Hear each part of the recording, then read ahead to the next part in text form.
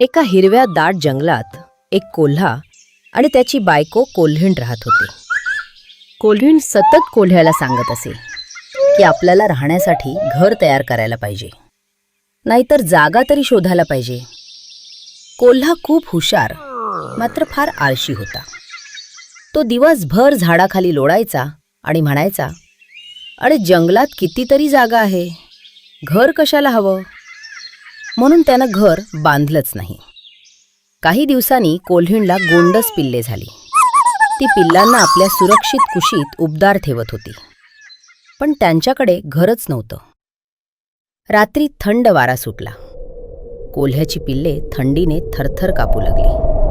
कोल्हीण म्हणाली, पहा, मी तुम्हाला किती दिवसांपासून सांगत होते, आता तरी एखादी जागा शोधा.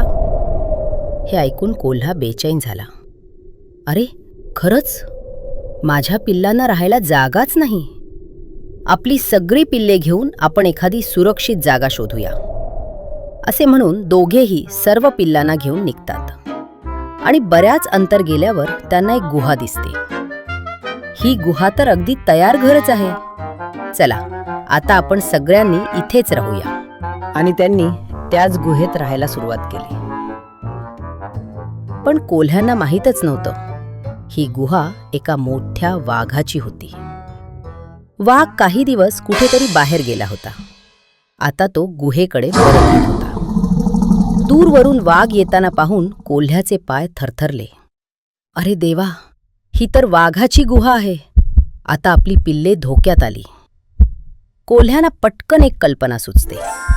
तो कोल्हीणला कानात काहीतरी सांगतो आणि सगळे लपून बसतात. वाघ गुहेच्या जवळ येऊन उभा राहतो.